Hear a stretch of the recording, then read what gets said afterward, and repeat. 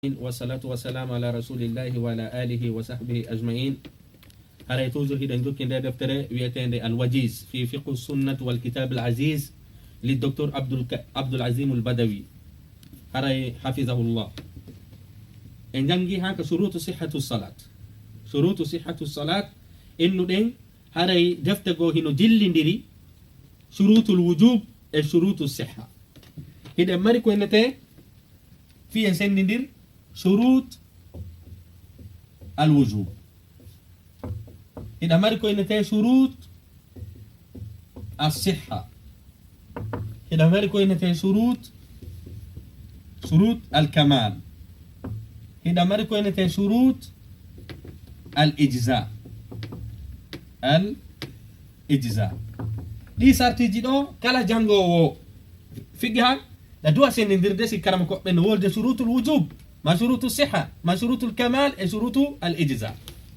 كن وني شروط الوجوب كو سارتي جي غير دين تاواتا كو سارتي فيو وقتما إنن وانو جولدن إنن سيميني دو جوني سارتي جولغول كو ياون هونو كو ياونو بالغ كو بيتا وتهاردا هلفا بايكون جولدن وقتاكي دون هايسو جولي في هنم ده تودة وندما البلوغ كهنم ليس شرط الصحة وليس شرط الكمال وليس شرط الإجزاء وإنما البلوغ هو شرط الوجوب. ننم كسرت هنم وقتقول ولو سمي إني دو كان كدي جوني example سمي إني الأقل جوكا قول حق إله في تدو جول جوا أكيدون جاكين عندي الأقل كان يكون كو شرط الوجوب. إذا مريكا دي الإسلام هاري كرمو بأنه كنت الإسلام كان ينقدي كو شرط الوجوب بدليل كافر عيننا كو يجولو كو يأينو دبور كو يسلمو أبرينو إنا جولو دونك كو شرط الإسلام kono oɗo kañum karama koɓɓe no sonki e makko moƴƴanon fi honɗum sabu imam maliki kañum oɗo al islam kanko woni oɗo ko shartu siha wona shartu al wujub bidalil haray noon sonko wingi ko honto iwi ko ka qaida halil kuffar mukhatabuna bi furu'i sharia est ce que hefreɓe ɓen no yewta e calɗi ko yowodiri kon fi ka dina ka yewtaka imam maliki kañum e tabara wondema haray hefreɓe ɓen no yewta bi furu'i sharia ko ɗum waɗi kanko o contrôle kono en ala e natude ɗo كدر مسائل جي خلافية. هاي كوينو البالغ العاقل الإسلام لأنه ليس شرط الصحة وليس شرط الكمال وليس شرط الإجزاء لأنه شرط الوجوب في جلد وقتما على قول الجمهور كبيونا بالغ حركة ديكوا عاقل حركة ديكوا مسلم ديكوا شرط الوجوب جونو سيئي أنا ينداري كدفته كرمكو بنفونو فوتي ديدو كونو وقت مبه ittidi ka shartul wujub addi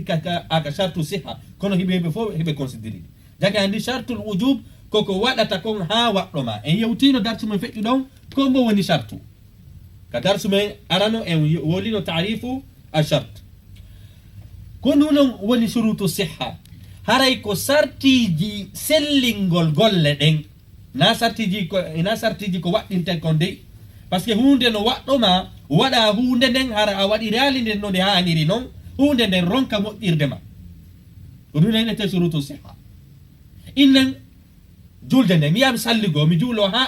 mi salo ɓornagol linsere hay fuy hara miɗo mari feere no mi ɓornoro conci mi juula hara mi ɓornaki hay fuy ko eneten julde ma nde sella kono non naafinde jogaki shartul wujubi inde mari shartul wujubi par ce que shartul wujubi ko ɗum koye mi wonu hellifaɗo koye mi wonu jogiiɗo haqqille koye mi wonu julɗo mi waɗi ɗum ɗon ko woni mi acci ko innete kon suuɗugol sitrul awra on ko ɗum ko shartu siha walaysa sharta al wujub faami ke ɗon ka hiɗe mari no innugol shartul kamal fi timmingol golle ɗen sartiji fi ko timminta golle ɗen ɗon hay sa waɗali ɗum tigiri haray hunde nden nde bonali ko woni a heɓali baraji ɗaɓɓaɗi ko ɗum no innete shartu al kamal inne misal muɗum gorko si juuli hara conci ɗo ɓorni ɗin no suddi mo ittande makka wuddu ha ka koppi balaje makko ɗen hino suumi karam koɓɓen fof no fotti hara julde makko nden kon non hinde selli par ce que o ɓi shartul wujub o wi shartu as-sihha kono haray mo manki par ce que o acci shartul kamal timmingol ngol ko ɓuri labede kon nu ko ya ɓorno a fop ko ya ɓorno a fop ko ɗum waɗi ɗon ko shartul al-kamal shartul ijza kon nu woni ɗum ko ya waɗu ha gasa hunde nden si tawi woni goɗɗo innen o ala conci ko ɓorno o heɓi linsere wotere linsere nde wawatamo suddude o fof wawatamo surrude o fof o haddo si tawi woni ko gorko o haddo o suuɗa ittande makka wuddu ha ka koppi pet ɗum ɗo fof haɗano ka yaasi ko inneten julde nden nde yoni saabu o heɓi shartu al ijza jaka en andi hiɗa mari shartul wujub ɗa mari shartu sihha ɗa mari shartul kamal ɗa mari shartu al ijza sendidirgol ɗiɗo noon no moƴƴi moƴƴa noon kala faalaɗo e luggugol e gandal wiyetegal al fiqhu haray noon ko homɓe yeytoto e ɗum ɗo ko huwa al usuliyun huwa al usuliyun ko jannguɓe usul ɓe jaka en andi si ɓeyni salatuhu ajza'ahu julde makko nde yonimo koya andu nde yoni kono o acci al kamal ko ɓuri moƴƴude kon o acci shartan min suruti as siha haray sendidirgol ɗiɗo ɗo e fokkutuga haray no jogui nafa molanaɗo en yewtinoɗo e darsu men feƴƴi ɗon wondema karama koɓe goo ka defte maɓɓe ɓe hawtidiray surutu siha kañum e surutu al wujub ɓeyna woɓɓe yehi koɗi jeego woɓɓe yehi koɗi jeenayyi woɓɓe yehi ha ɓuuri haray surutul wujub on hiɓe fotti e ɗiɗo haray kañum kadi goto kañum kadi hino ɗo mo e windali ko adamu al haydi wan nifas sonnajo kañum kadi konde tuma inneten julde nden no waɗɗima koyo taw hara o jogaki ko woni alhaydu koyo taw hara o yiyali o ala e hiide lewru makko ndu hara kadi wala hiide ƴiƴan ɓesayɗe annan ɗiɗo ko sartu honnum ko sartu al wujub sonnajo sino hiide haydu makko hara julde waɗɗaki mo on leere ɗon si tawi kadi woni sonnajo no jibini hara mo hiide ella makko on ɗon kañum kadi a konnu are wala julde nde nde waɗɗaki mo saabu fi on num par ce que wala sartu al wujub haray ɗiɗo on karama koɓɓe no fowtiɗi few ko woni ko hontoɓe powɗodiri ko est ce que l'islam on kaka sartu siha nattirtamo ka kaka sartu al wujub imam maliki kañum ɗetti al islam nattiremo ka sartu al siha o inni wondema karama koɓɓe haray allah subahanahu wa taala no yamiri heferɓe ɓe juulugol ɓe kañum inni allah subahanahu wa taala yamirali heferɓe ɓe juulde ha ɓe silma ko tuma ɓe silmi wosi ɓe yamira haray a ko ɗum addi haray ko wowliranɗen ɗiɗo saabu no on tigi udditata deftere fiqa wowlayde roɓe ronka addurandema ɗiɗo fiya sendidirɗi haray ɗen howtude joni noon ka darsu men haray winduɗo deftere nden on hafisahullah o inni fa'ida en yewtino haray en innino sartiji ɗin ko dukhulul waqt natugol waɓɓutu on ko woni go'o at-taharatu min al-hadathayni hara on tigi ala tayreji ɗin ɗiɗi sikke on tigi ala firtayɗi salligi ɗin kañum e janaba en inni ɗo hadathayni tayreji ɗin ɗiɗi ko tayre waɗɗindaydema salligi ma tayre waɗɗindaydema longal tataɓum ɗum eni taharatu thawbi wal badani wal makani alladi yusalla fi hara kadi conci maɗi no laaɓi e ɓandu ma ɗum kañum e ka nokkure ka wonɗa e juulude ɗon en yewtino ɗum noon ka darsu men bi tafsil haray kañum kadi e ɓeni ɗo noon fa'ida man salla kala juuluɗo wa alayhi najasatun tawi soɓeno e makko la yadri biha tawi o andamo mandi to ɗen ɗo moƴƴa la yadri biha tawi o andamo par ce que simo andimo si goɗɗo ɗetti conci soɓe ɓornike juuli tawi himo mari heɓugol conci goo himo wawi heɓugol conci goo ma mo wawi luɓade conci goo ma himo wawi sodugol conci goo ma himo mari mbuɗi ko sodira conci goo so ɓornike conci townuɗi ɗin o juuɗi ɗon bittifaqi l ulama ajma al ulama karam koɓɓen fof no fotti batalat salatu simo wawi luɓade mo wawi lotude mo wawi sodugol o ronki waɗude ɗin ɗon piiji fop o ɓorni conci townuɗi ɗin o ɗumanni janngo o juuliri ara janngoɓe ɓen fof no fotti batalat salatu bila khilaf kono si o aray kadi janngoɓe ɓen fof no fotti so o ɓornike ko tuuni kon tawi o anda o juula ha o gayla janngoɓe ɓen fof kadi no fotti julde makko nden no selli joni en heeɓi ha ñawoje jelu ñawoje ɗiɗi ka o andi few ɓeyni ɗon boni ka o anda few ɓeyni ɗon no selli ken fa salatuhu sahiha ɗo ko ɗo o anda ara julde makko nden no selli wala i'adata alayhi o fillitotako. Amma ka karama ko jon ini ɗo wala i'adata alayhi haray o fillitotako julde nden haray ɓe fo hiɓe fotte julde nden selli karama ko ɓe go inni ko yo fuɗɗito si tawi woni waɓutu on yaltali woɓɓe go inni na yo fuɗɗito kono ko illete haygo illuɓe ɓe yo fuɗɗito ko an tariqi nadbi haray no hiɗa yo fuɗɗito kono so fuɗɗitaki haray hay fus ala e muɗum mais ko ɓuuri sellude ko en innu wondema on tigi no wawi wonde ara fuɗɗitaki saabu allah subhanahu wa taala inni fattaqullah mastata'tum hulire allah no wawi ɗon no mi juuli ha mi gayni mi ali hay sibi hitoyi haray juldal nden ano selli fa in alima biha so andi non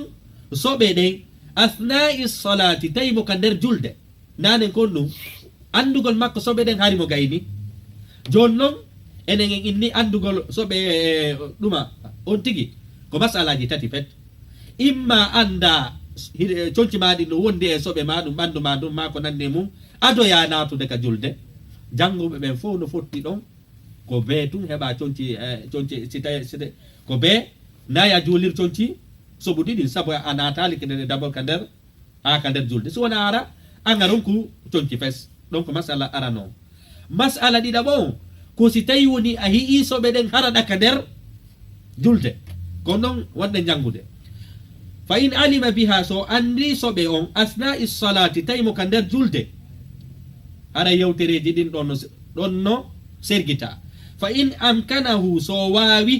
isalatuha ittugol soɓe on bi an kana fi na'layhi nde wano si tawi woni soɓe on no ka paɗe makko aw fi thawbin zaidin mano e conci ɓeydiɗi e conci surruɗi mo ɗin ala ma yasturu awra e ko suuɗiri awra makko on azalaha haray ko yo ittu ɗen conci ɗon seke joni miɗo ɓorni conci nder ga wano no mi ɓornori ni ɗi conci ɗo mi yi'a soɓe ka conci an haɗay ɗilan yomi juulu si tawi woni lankana si tawi mi natanali julde nden aray komi yaw mi sansoyo bittifaqil ulama aray ɗon karankoɓɓen fof noyni komi yaw mi ittoya fi honno miɗo wawi ittude si mi yii noon soɓe on ka nder julde ɗon hande kadi silan ɓorni conci goo nder ga koyemi ɓorto o ɗo mi wallinoya to mi arta mi tokkito kami haltuno ɗon mi natade joni ko be mi fuɗɗito julde nden koyemi hattu kami tokkitino ɗon joni noon kañum kadi si tawi noon goymi ɓornaki hay fuy nder ga si tawi mi ɓornaki hay fuy ana nder ga hara ko conci ɗuma soɓu ɗiɗi mi ɓorni haray jannguɓe goo inni koyemi juulu fi hon ɗum ko ɗo mi juulu ha mi gayna mi fuɗɗitoyo jannguɓe goo inni ko ya taƴu ɗon e ɗon yaha sansoyɗa siiɗa mari sa ala kan conci fewsi wona ɗin ɗon soɓuɗi hara ala ndiyam ko lowtira ala hay fuy ko ɗumannoroɗa jannguɓe ɓen kadi fof no fotti haray koye ɓorno conci soɓuɗi ɗin juulira ɗum ɗon no moƴƴi ɓuri juulugol uruyana fi honnu par ce que ɗon ko lorraji ɗiɗi imma juula hara ko soɓe ɓorniɗa ma ɗum juula haranga ɓornaki hay fus joni noon jannguɓe ɓen inni wondema haray ɓornagol soɓe ngol juula no ɓuuri moƴƴude e ɗi ɓornagol konto noon masala ɗumannoto ko si tawi woni himɓe hara ala conci few ɓe yiya ɗon joni guri kose no konno kono harmi est ce que koye jama on juulu hara ɓornaki ka koye ɓe haddo guri koseji ɗin ɓe juula jannguɓe goo inni wo kañum koye on tigi ɓorto ko men ko ɓuuri sellude koye on ɗettu guri kose ɗin takko yore mon juulo par ce que suuɗugol awra on no jogii doole ɓuuri e waɗugol hoore mum e ko soɓi ko enen inni koyo on tigi ɓorto conci soɓe on wallinoya arta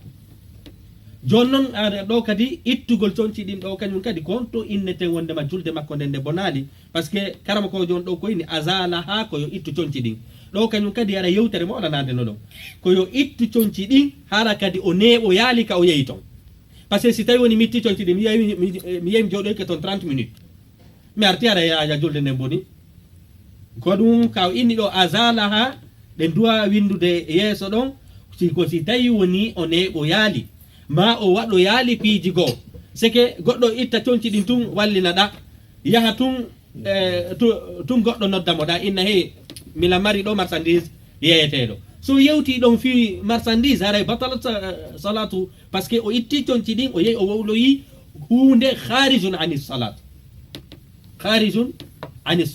haray karama ko jon ɗo ko inni ɗo azal ha ko yo ittu kisan o arta ka julde kono so yehi o neɓoyi ma o yehi o jokkoyi hunde ko tawata kontoraka ka julde ittafaqa al ulama karama koɓɓen fof kadi haray ɓe fotti wondema nden julde on ɗon kode bonude amma noon so yalti o itti ɗum ɗon tun o arti ittafaqa al ulama wondema haray julde makko nden ano selli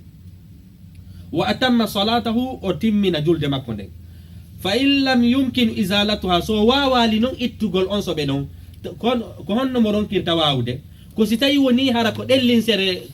kaka soɓe on ɗumanni ɗon tum o jogui o ala ndiyam ko ittira o ala conci goo salla haray ko yo juulu kanko e conci soɓuɗi ɗin wala i'adata alayhi o fillitota ko julde nde kono enen inni ɗuma karama ko jon ɗo ko inni wala i'adata alayhi on tigi wata fuɗɗitade julde nden ittafaqa al ulama janngoɓe ɓen fof no fotti wondema o fuɗɗitota ko julde nden min babil wujub hara koko waɗɗimo amma min babul istihbab haray karama koɓe goo wano imam malik kañum hino yaari wondema si wagutu on no heddi haray no hiɗa kadi yo fuɗɗito wagutu on saabu haray istihbaban walaysa an tariqi al wujub ko ɗum woni ɗo wala i'adata alayhi kono ɗo koyen ɓeydu an tariqi l wujub par ce que si tawi woni ko an tariqi l istihbab haray dakala fihi l khilaf haray karama koɓe goo noon yo fuɗɗito si wagutu on no heddi karama koɓe goo noon ni taw o fuɗɗito لحديث أبي سعيد أنه صلى الله عليه وسلم صلى سيدنا أبي سعيد في لك حديثة نلاد صلى الله عليه وسلم صلى بجوله فخلعنا عليه بسولي بعد مقبدين فخلع الناس نعالهم فوق سولي بعد مندين فلما انصرف بأي بجيني قال بماك لما خلعتم قفيهن صلى الله بعد مندين قالوا صحابة من جابي رأيناك من هئيمة خلعت سولي بعد مادين فخلعنا من كد من سولي dare ɗo sahabaɓe nulaɓe sallllahu alayhi wa sallam no jokkirnono nulaɗo sallllahu alayhi wa sallam ɓe innatano ɗum ɗo haqqille jaɓi ɗum ɗo haqqille jaɓali ɗum ɗo konin ɗum ɓe ɗaɓatano tawilat fi hon ɗum saabu imanu maɓɓe on no laaɓi poyi imanu maɓɓe on no laaɓi poyi ko saabu ɗum allah subahanahu wa taala inni radiallahu anhum wa radu an allah subahanahu wa taala welama ɓe kamɓe kadi ɓe welama allah saabu hari natugol maɓɓe ka dina koye hoore laaɓal ɓernde fa qala sallallahu alayhi wa sallam nulaɗo noon no yetade sahaba ɓen kañum ko fiyo num illatul hukm ko ɗum ɗo innete illatul hukm ka usulu fiqhu iɓe yetade sahaba ɓen ko fi hon ɗum ɓe ɓortani ɓe maki inna jibrila anduno pellet seydina jibril atani o arilan fa akhbarani o yetilan anna bihima pellet no ka paɗe maɓɓe khabathan ko ɗum woni soɓe ko innete alkhabathu ko soɓe mo hirta hitere ma nde فإذا جاء أحدكم سيقول يوم أري إلى المسجد كجولر دفل ينظر يوندارو فإن رأى فينا عليه قذرا أو أذى سويتوني ما لما صوبك بعد مكة فليمسحه يوفف بالأرض كليدي فليصلي فيهما أجول المسجد أن يوتين دون دو كفيون دو جولر دين درنانو تاوي إتاك ما موكتجي كون جوني هذا يكون لنا تفقه المعاصر hande kadi a wata gollitirde ɗum ɗo ka nder jullirde fewdiɗe ɗo waɗaɗe moket kañum e gate kono sa yeehi ɗo joni ka buruji maɗum ka laawi wano sifa no goɗɗo voyagirta ni si waɓutu heewima siɗa ɓorni paɗe iɗa wawi gollitirde oɗo mannagol amma noon ka nulaɗo maki ɗo fali yanzuru yontigi ndaru laysa an tariqe alwujub ɓe nalituma juulata o ko be ɓanta koyɗe maɗe vérifié la dina men kan waɗɗina en sonja dina men kan ko woni si tawi woni a hi'i koya ittu si a hi'ali haray asli on kon ɗum haray koyɗe laaɓi haray ɗon kañum kadi ɓeyni naya ɓum ɗum e nder sartiji julde nden satrul awra ko suudugol awra on sabu allah subahanahu wa taala daali ya bani adama kono yo ɓiɓɓe annabi adama hudu ɗette zinatakum cuɗari mum ndin inda kulli masjidin e kala julde en inni ɗo hudu zinatakum yani usturu awratikum haray suuɗe awraji mon ni kono nde tawɗe na suudugol awra mum on kon num ko surutu sihha amma ɗettugol cuɗari conci ɗi ɓuuri heɗude ɗin kon num ko surut alkamal mi anda sen faami seke ɗuma suddugol yeru ka inna ɗon awra ittandema ka wuddu si tawi woni ko gorko ha ka koppi ittafaqa al ulama ɗo kon num ko awratu rajul ko honto ɓe yeddodiri est ce que koppi ɗin no tawaka tawaka karama ko ɓe go inni ha ka ley koppi par ce que koppi ɗin no natori ka nder awra karama ko ɓe go inni no kaka koppi hatti en imam ahmadu ibnu hambal kañum inni honno ko ittandema ka wuddu ha ka koppi tawti ka balaje karama ko ɓe go no inni wondema ko balaje ɗen no jeeya e nder awra mais ko ɓuuri sellude ko honno ko ittandema ka koppi ha ka ɗo woni awra wona imam maliki kañum inni wo ko woni charte on ɗum kanko himo senditi charte o inni wondema hiɗen mari koye nete wondema awratu mughallaza e awratu mukhaffafa awratul mughallaza seke awra ɓurɗo tiiɗude o mo sikke mum on ala ko alqubulu wa doburu haray ko ɗuma suddugol ɗo tun woni wajibi hande kadi ko heddi ga ko ɗum noon ko sartu asiha amma ɗo on tun ko sartu ijza ɗo ko sartu ijza ɓe dallinori hadisaji buy mais en wata natude e on yawtere ɗon fof amma sonnajo kullaha awra si wona alwajhu walkafayni fi assalat ka nder julde ɗo ka nder julde wonɗen e yewtude enen en natali est ce que ka ɓawa julde suddugol yeeso ma ɗumannotako kono koye innu sonnaɓen kañum kadi ko inna ko wondema siɓe juulude koye ɓe suddu hoore maɓɓe fof ha heddo yeeso ngon e newe ɗen siɓe juulude bi charte hara kadi na e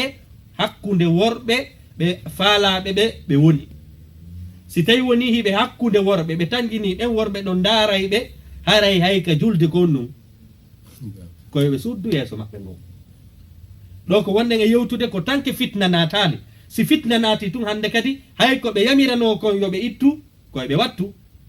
hay ko ɓe yamirano kon koyeɓe ittu koyeɓe wattu karama koɓɓen fof no fotti wondema newe ɗen ga kañum e yeeso gonɗa laysa awra fi salat ko honto ɓe powɗodiri halil qadamayni awra aw gayri awra woɓɓe ni teppe ɗen kañum kadi natora woɓɓe ni no natori woɓɓe ni ɓaawo majje no natori na ɓaawa ina yeeso majje ga kono emin falaka yewtude e ɗin khilafat ji mazhabiya hare so enen en andi ɗo wonto wonde ok ɓe inni ɗo wondema satrul awra ka Allah dal ɗo ya bani adama khuzu zinatakum ɗette cuɗari mon nden enen inni ɗo ko sartul kamal kono sa firiri khuzu zinatakum yani usturu awratikum haray ko sartu al ijza haray ko sartiji fiyo inne julde ma nden selli ko be waɗa sartu al ijza ay usturu awratikum ay joni noon karama kojo on no firande en ɗuma aya on seke sudde awraji mon ɗin tuma aroton ka julde wo ko ɗum woni khuzu zinatakum inda kulli masjid usturu awratikum wa kanu yatufuna bil bayti uratan sabu heferɓe ɓen hari koyeɓe ɓooro ha ɓe laaɓa siɓe yaha ɓe aka suudu kaaba ɓe juula ɓe wango sonnaɓe ɓen andirton hay fewdo heferɓe ɓen hari worɓe ɓen koye ɓooro ha laaɓa yaha juula ka suudu kaaba taro kono ɓe jaɓatano sonnaɓe gara ɓorto e tawde maɓɓe ɗon sonnaɓe ɓe waɗiri jemma pour sonnaɓen worɓe ɓen ɓe waɗiri ñalorma fi wata ɓe ukkodir hande noon ko ukkodirgol ngol gon ɗo woni asli o wala qawlihi sallllahu alayhi wa sallam sabu nulaɗo sallllahu alayhi wa sallam ɓe maaki la yaqbalu allahu jaɓata salata haidin julde honɗum haidin ɗo ko no fireten haidin hellifaɗo en inata ɗo fiiliɗo dey par ce que sa firiɗo fiiliɗo aslan kanko mo natora e surutul wujub donc ineten ɗo ko fireten ɗon de tawde ko ɗum ɗo woni mande hellifede ɗon allah subahanahu wa taala nulaɗo sallllahu alayhi wa sallam yeeti en ɗo mande nden faandi hellifede nden ɓe yeeti en ɗo hayd ɓe faandi on ɗum wal bulugh donc la yaqbalu allahu on jaɓata ɗo noon e ɗo kañum kadi no hattondini e yewtere seeɗa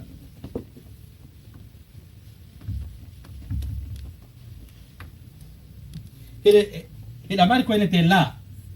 la oɗo kon nun en fottino ko nahiya ko la haɗuɗo ta on waɗuni di ɓe maki ɗo la yaqbalullah allahu on jaɓata no enne ɗo ko nafiya la nafiya hiɗe mari ɗo nafiyu alhaqiqa la no ara mana makko ara no gonnu nafiyu alhaqiqatu aw alhaqiqati nafiyu alhaqiqati riwugol asli hunde nden ɗamari kadi nafiyu alkamal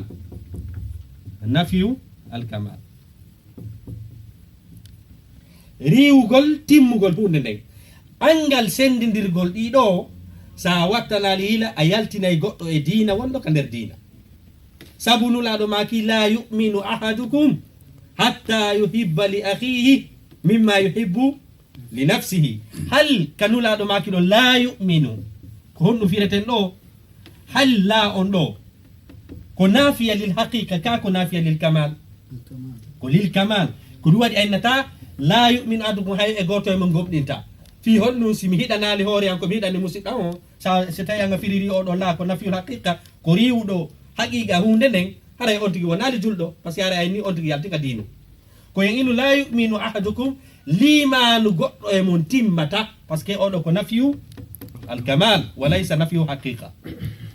donc enen andi hiɗe mari la allati tufidu nafiyu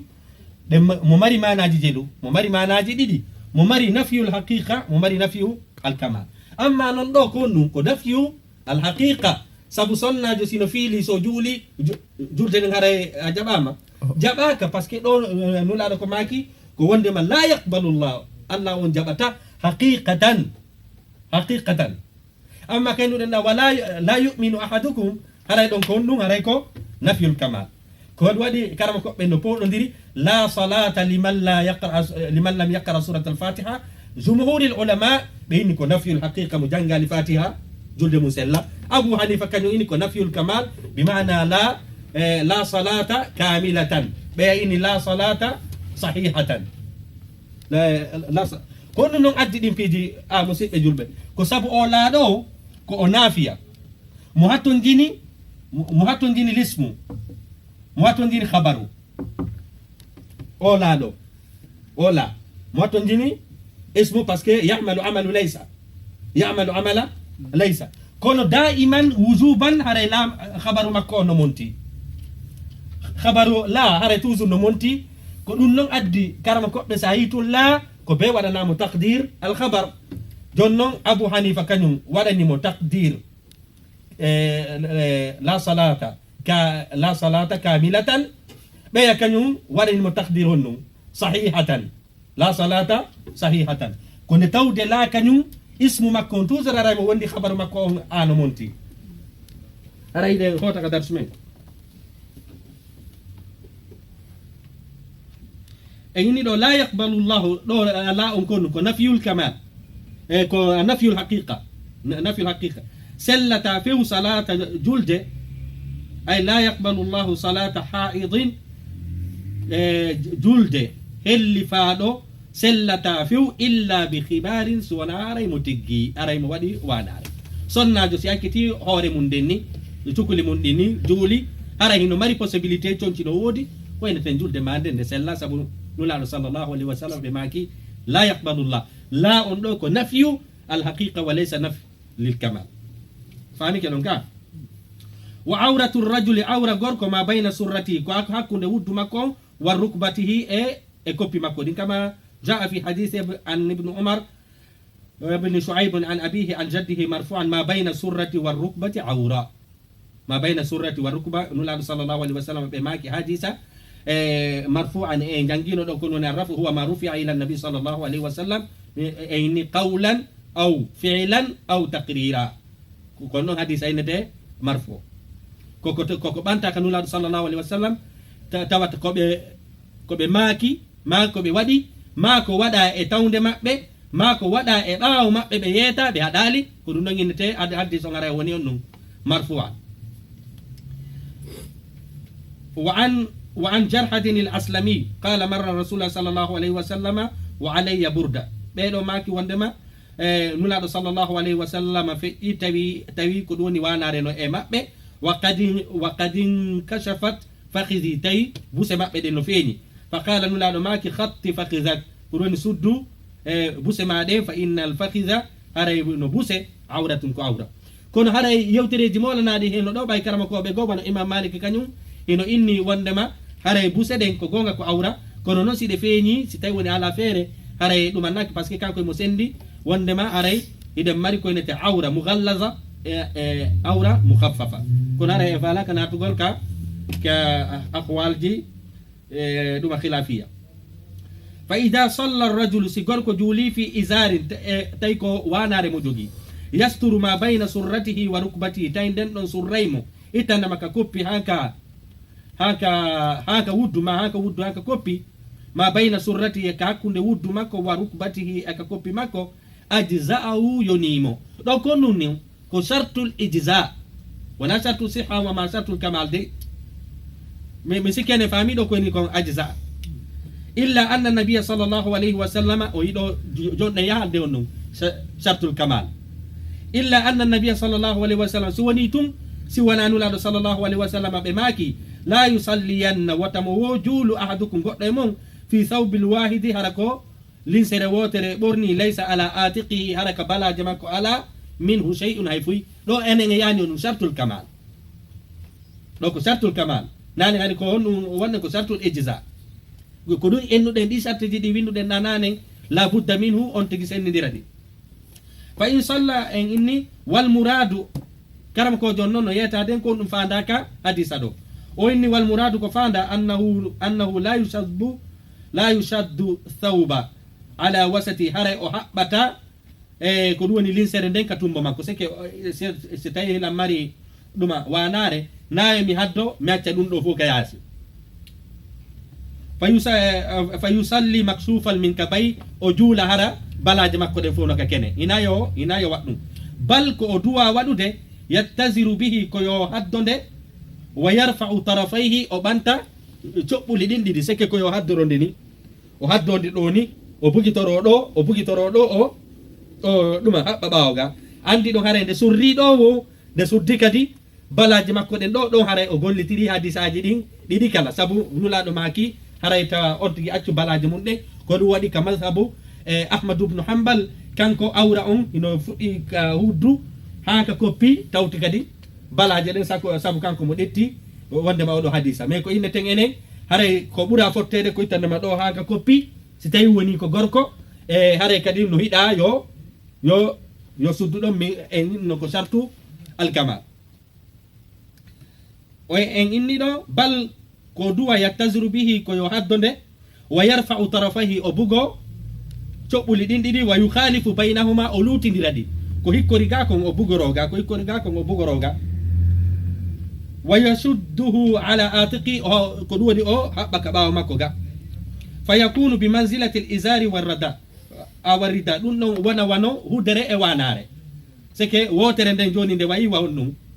wa hudere e wanare wano sifa no yirte ni yawɓe ɓe ngajju on andi ɓe haddoto a ndeya après ɓe wano ndeya fa yakunu ɗum ɗon alato bi manzilati l isari wano wanare wano ɗuma hudere warrida e wanare wa hadha ɗum ɗo noon nde ñawore ɗo ida kana thawbu wasi an ɗum ɗo wawi wo gasude si tawi woni hara linsere nden ko yaajude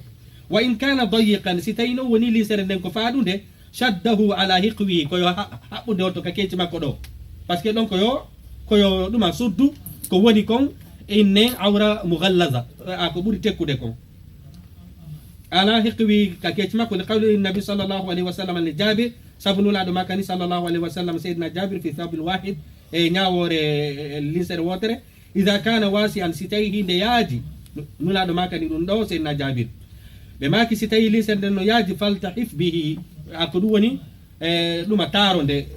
ɗuma huɓindoɗade ni bugoɗaga haɓɓa ɓawoga wa in kana dayiqan si tawi no woni linsere nden hara ko linsere faɗude nde janɗa fattazir bihi ko ɗum woni haddode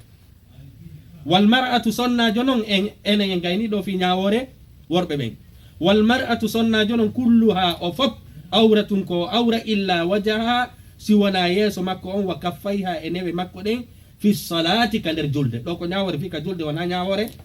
si tawi woni ha ka julde li qawli sallllahu alayhi wa sallam sabu nulaɗo makki sallllahu alayhi wa sallam al mar'atu sonnajo awratun ko awra ɗo kadi ko inneten ko ittintinɗen yeeso ngon e newe ɗen kosi addi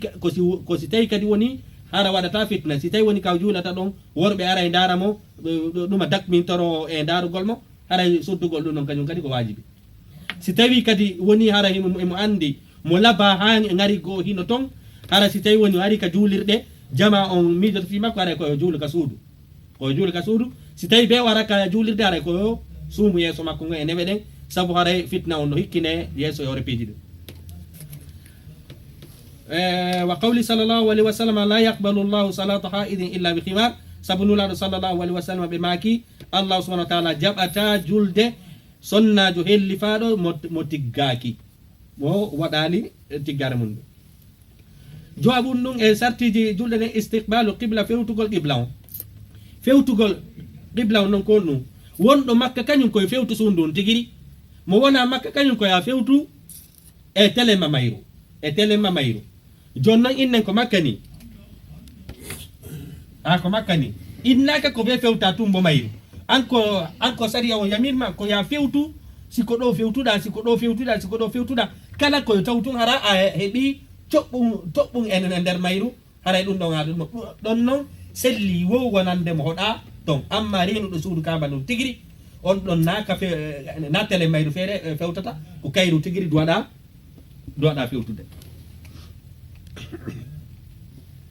sabu allah subhanahu wa taala daali fa walli wajhaka fewtin yeeso ma ngon chatra al masjidi al harami ka juulide allah hormantede wa haythuma kuntum nokku kala ka wonɗon fa wallu wujuhakum fewtine gueece mon ɗen chatrahu e tele mamayre waɗi qawlu sallllahu alayhi wa sallam li musii salatahu nula sallllahu alayhi wa sallam yeetike oya bonnunoɗo julde nden salliguinoɗo tawi ari juuli wi nulaɗo ni fuɗɗitoyo o fuɗɗiti ɓeyni kadi hina noon on tuma ɓe tindinima ko honno juulirte ene en jangguino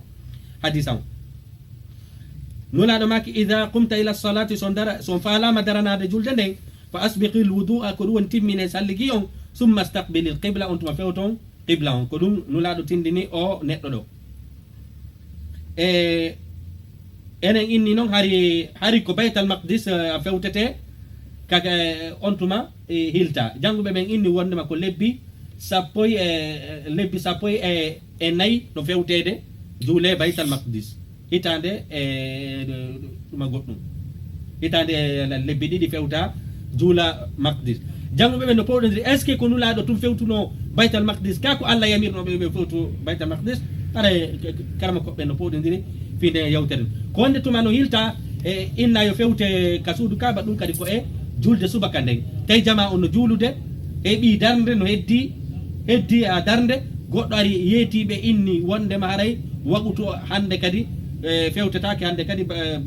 ɗuma baytal maqdis ko ɗa fewtete jama nanuno ɗon hari ko ni ɓe fewtire juulugol inne ɓe fewtiri ni nulaɗo yeetoyaɓe innade yo ɓe ha fuɗɗito waɓutu on kono ɗum kañum kadi e tindini ko silan fewtude ɗo mi juula goɗɗo ara innami a na ɗum fewtete juule ko ɗo silan ka ndere a julde nayomi taƴu a julde nden koye mi hilto mi fewta ka qibla on hikkori ɗon karma koɓe goyni no sa yeetama wondema ina ɗo fewtete juule hande kadi ko ya taƴu julde ma nden fuɗɗitoɗa mais ko illeten ko ɓuuri sellude kon ɗum ko sa yeetama hande kadi si tawi woni fewtunoɗa ɗon juuluɗa fewtunoɗa ɗon juuluɗa a jooɗi no waɗuɗa koynete a taharri a jooɗi no inna ko ɗo woni qibla on en ko ɗo woni qibla on en powɗodirɗa ɗo ha innuɗa a ko ɗo ɓe deeƴi somi fuɗɗike juulargol ɗo si tawi ko fana darɗe nayyi mi juuli ɗo darɗe ɗiɗi goɗɗo yeetoyi kelan no hina ɗo fewtirte a ko ɗo hande kadi koye mi tourno tumi fewtira ɗo darɗe ɗiɗi mi salmina mi juuli kono si tawi noon woni fewde mi fewtuno ɗo mi juuli min to a yandi mi fewtiɗo mi juula goɗɗo mi juula ɗon noon darɗe ɗiɗi goɗɗo yeetoyolan inna hina ɗon fewtirte ɗon haara juldanden boni fi on ɗum fewde mi fewtata mi juula ɗo mi ɗaɓɓitali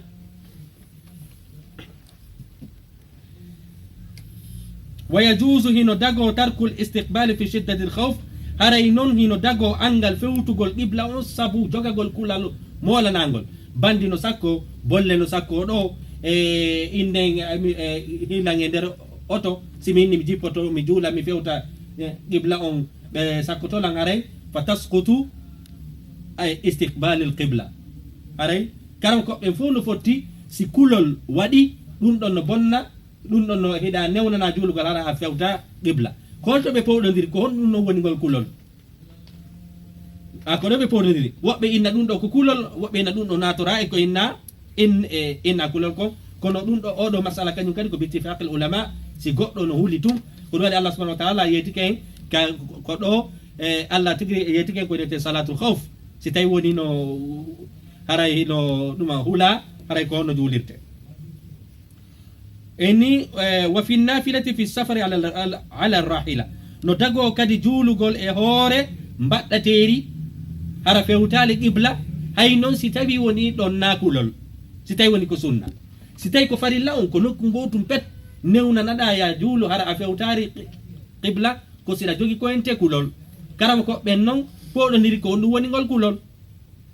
kono si tawi woni ko nafila jangube ben kadi fo no fotti da wawi juulugol e hore mbaddateri ma e hore auto ma e hore train ma e hore avion da wawi juulude bila iskal ko woni ko honto kambe kanyu kadi wobbe go inni wondema ko inete arrahila ko al ibil ka hala arab ko inete arrahila ko al ibil seke ko gelo di tu inete rahila ibnu hazm kanyu inni onnu o inni wondema ko gelo batun nulado kama kayno be maki wondema ido wawi juulude ka hore gelo di mon kande kadi ka gelo di don hattete awata julde hore fus so wana gelo di karam ko be ni yande tafadi nange ko yaaji sibe maki wonde ma gelodi ko be fandi ko kala ko waddete karam ko be burbe dudude be fo ini ko waddete fanda o da karam ko jokanu ibnu hazm e daud az-zahiri li annahum ya'khuzuna an-nususa bi zawahiriha beni kambe ko ender ibilitum ko hore ibilitum e ko ente ko buri sellude kala ko waddete mudum ida wawi julugol sunna hara anga fewta qibla amma al-fard سلتاسي وناء هوري كلون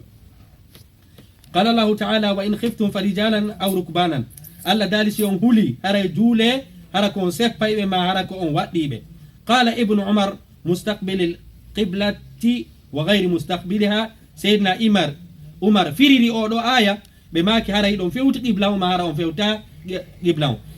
أنا أولين لأنه كمستلع الحديث si sahaba jo firiri piji gono ton ko tata ko yowondire dina kon hare hay si tawi woni o yinnale ko nulado sallallahu alaihi wasallam maki kono ko en andu ko nulado sallallahu alaihi wasallam maki wala hukmu rafi fi honnu parce que do nyaawore yowondira e fi aduna ko fi dina en koje de yowondiri en jangino dum don ka sharhul bayquniya qala nafi' sayyidina nafi' maki la ara mi ali la ara ibnu umar zakara dhalik ibnu umar jantaki koko o yewti do illa ani nabi sallallahu alaihi wasallam so wana ko nula do mo yamiri fiyonu parce que o do masala ra'yu wa ta dogude e makko do na idebe jonni ko sabu be nani rimla sallallahu alaihi wasallam wa an ibnu umar qala sinna ibnu umar be maki kana nabi sallallahu alaihi wasallam nula do sallallahu alaihi wasallam latinoke yusabbihu hibe jula ala rahilatihi kambadde teri mabbe duma qibla ay wajhin tawajja etelle makabe fewtiri wo wayutiru alayha hibe wada witri hore mabba ghayra annahu ko woni tum kambe la yusalli alayha almaktuba be julata o kawori baddateri julde farillaje den hay haray non karama ko be no fowno fotti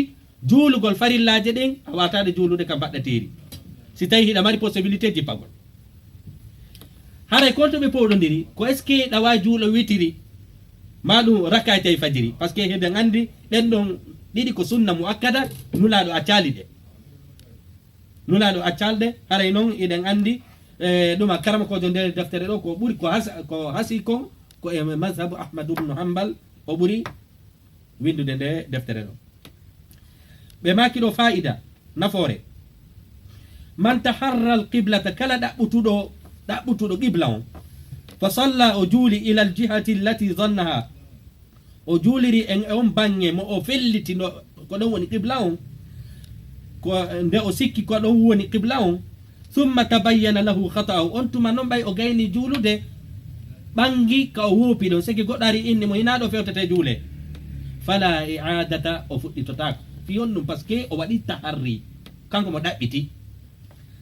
fala i'adata alayhi an amir ibni rabi'a qala كنا مع النبي صلى الله عليه وسلم صلى الله عليه وسلم هذه بوندي في سفر إهورة ستول fi laylatin muslimatin e jemma niɓutuɗo falam nadri ayna alqibla tawi ɓe hay goto e maɓɓe anda konto fewtirte juule fa salla kullu rajulin minna ala hiyalihi goɗɗo men fof mo kala juuliri ka fewtiri toon falamma asbahana ɓay weeti zakarna zalika li rasulillahi sallllahu alayhi wa sallam min yeetinulaɗo sallllahu alayhi wa sallam allahu subhanahu wa taala jippini oɗo aya fa aynama tuwallu wujuhakum fa tamma wajhullah ka fewtirɗo wo haray allah subhanahu wa taala hino toon jaka en andi ɗo ko hukmon kon ɗum kone tuma woni anga fuɗɗitotako ko sa ɗaɓɓiti si tawi an a ɗaɓɓitali sa juuli a gayni haray hande kadi koya fuɗɗito par ce que ɗon anga ɗaɓɓitali amma noon sa ɗaɓɓitali few tawi ɗaka nder julde kadi si goɗɗo yeetikema kañum kadi naka qibla on kadi koya fuɗɗito ko masala goto woni anga fuɗɗitotako ko sa ɗaɓɓiti juuluɗa ha gayna goɗɗo noon yeytoma haray ina ɗon fewtete juule ɗon an fuɗɗitotako ma ɗaɓɓita hara ɗaka nder julde goɗɗo yeetoma ɗon kañum kadi yer ko juuluɗa kon koya ɗuma kontu ɗum ɗon ko heddi kon fewtiraka qibla ko haray kañum kadi juulunoɗa ɓawo ɗen kon ɗen ɗon kañum kadi no selli masalaji ɗiɗi haray no selli masalaji ɗiɗi haray sella haray jeeɗaɓum ɗum anniyatu ko anniye on wahiya haray no anniya on an yanwiya salata ko nde o anniyoto julde nden allati qama ilayha nden julde nde mo faala daranade wa yuayyinaha bi qalbihi o toɗɗonde ka ɓernde makko miɗo faala juulude fana miɗo faala julde alasara miɗo faala julde futuro ɗum no kadi na yo wowlu enen en wola ɗo joni fiya haalugol ngol ka fardi zuhur wano o inna farilla fana awil asru ma alasara aw sunnatihima ma sunnaji majjiɗi ɗiɗi masalan wano noon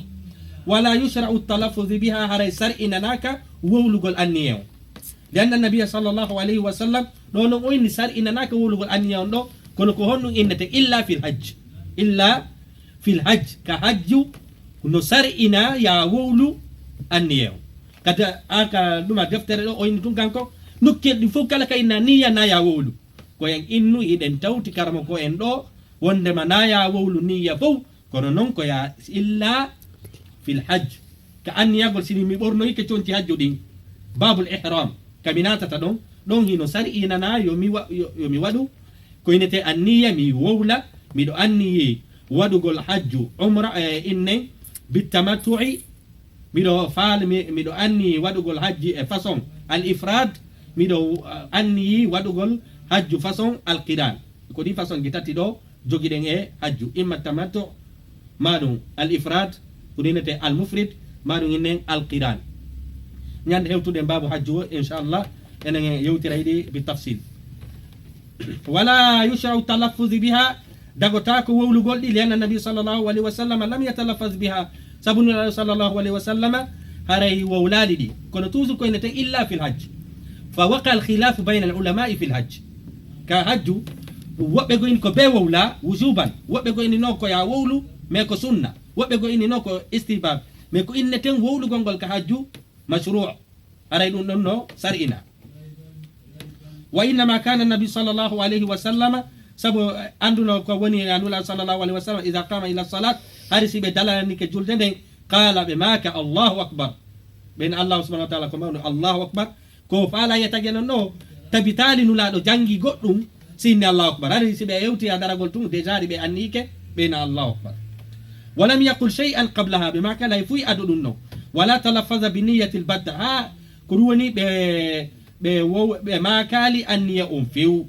wala qala ɓe makali usalli lillahi salata kaza ɓe makali miɗo julande allah nde julde ɗo mustaqbil al qibla miɗo fewti qibla arba raka'atin rakaji nayyi imaman hara kañum kadi komi imamujo aw ma'muman ma hara komi almaɗo nulaɗo wo makal ɗum wala qala ada'an ɓe makali haray ko tottugol wala qada'an wona yoɓugol wala farda waqti wona farilla wagu toon wa hadihi l ashru ɗi sappoji wolaɗi ɗo fof bida'in ko bida lam yanqul anhu ahadun qattu bi isnadin sahih hay e goto wowlaɗiɗi ha hande wowliɗi ɗi e hadisa selluɗo wala da'ifin wona lo'uɗo wala musnadin wona tugoraɗo e nulaɗo sallllahu alayhi wa sallam wala mursalun wona hadisa yewtaɗo tawi sahabajo no monta en yewtino ko ɗum woni hadisu al mursal huwa ma sakata fihi sahabi huwa ma sakata fihi alsahabi lafzatan wahidatan minhu batta en heɓali konngol hay e gotol ngol nulaɗo sallllahu alayhi wa sallam yewti anni he o wala an ahdin min ashabihi wona hay e goto e wondiɓe maɓɓe ɓen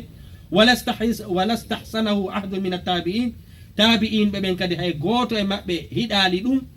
wala a'immatul arba wona kañum kadi karama koɓe nayo ɓen ko ɗum imam malik imamu shafi'i abu hanifa kañum e ahmadu ibnu hambal ko ɓen noon innete a'immatu al arba mais no ko inneten ɗo haray